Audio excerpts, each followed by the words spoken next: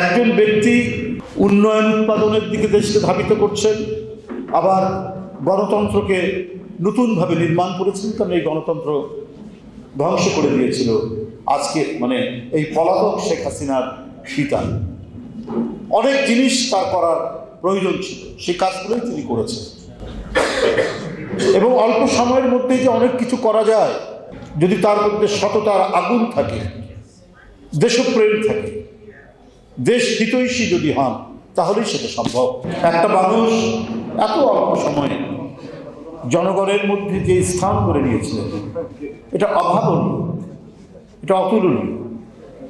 কত মারধর করে মেগা প্রজেক্টের কথা বলে পদ্মা সেতু দেখিয়েও 17 বছরে পালিয়ে যেতে হয়েছে দেশ থেকে। আর জিয়াউর রহমান বেঁচে আছেন। জাতীয় আন্তর্জাতিক চক্রান্তে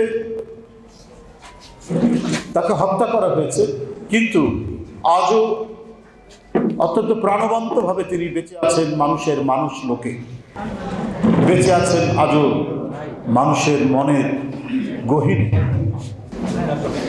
একটা অল্প সময়ের মধ্যে একটি জাতিকে উন্নয়ন, উন্নতি, উৎপাদন, গণতন্ত্র, কয়েকটা বিষয় এমন একটা পরিস্থিতিতে দাঁড় করে দিলেন যে মানুষের ক্ষুধা নিবৃত্ত হলো, কিছুটা পরিমাণে হলো, মানুষের ব্যাপক কর্মসংস্থান হলো। মানুষের কর্মসংস্থান হলেই তো ক্ষুধা নিবৃত্ত হয়, মানুষ কিছু কিনতে পারে এবং খেতে পারে। গণতন্ত্রের এক বিশাল সৌধ নির্মাণ করলেন জিয়াউর রহমান, বহুদলীয় গণতন্ত্র যেটি। একজন ব্যক্তি উন্নয়ন উৎপাদনের দিকে দেশকে ধাবিত করছেন, আবার গণতন্ত্রকে নতুনভাবে নির্মাণ করেছেন, কারণ এই গণতন্ত্র ধ্বংস করে দিয়েছিল আজকে এই পলাতক শেখ হাসিনার পিতা। অনেক জিনিস তার করার প্রয়োজন ছিল, সেই কাজগুলোই তিনি করেছেন এবং অল্প সময়ের মধ্যেই যে অনেক কিছু করা যায় যদি তার মধ্যে সততার আগুন থাকে, দেশপ্রেম থাকে, দেশ হিতৈষী যদি হন, তাহলেই সেটা সম্ভব। সেটা জিয়াউর রহমান ওই অল্প সময়ের মধ্যে তিনি সেটা প্রমাণ করে দিয়ে গেছেন। ভালো কিছু করতে গেলে, মানুষের কল্যাণকামী কিছু করতে গেলে 17 বছর সময় লাগে। 17 বছর তাদেরই লাগে যারা নিজ দেশের জনগণের উপর বর্বরচিত উৎপীড়ন চালায়, নিপীড়ন চালায়, রক্ত ঝরায়। যেমন লেগেছে হিটলারের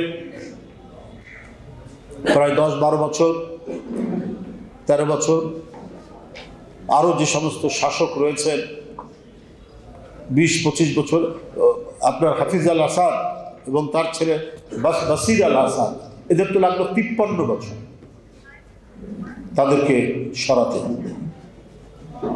সুতরাং এইটা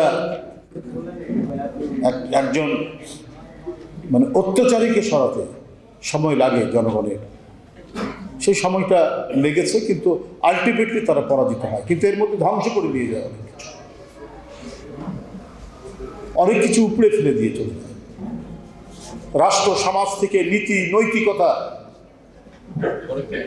একেবারে ধুলার সাথে মিটিয়ে দিয়েছে।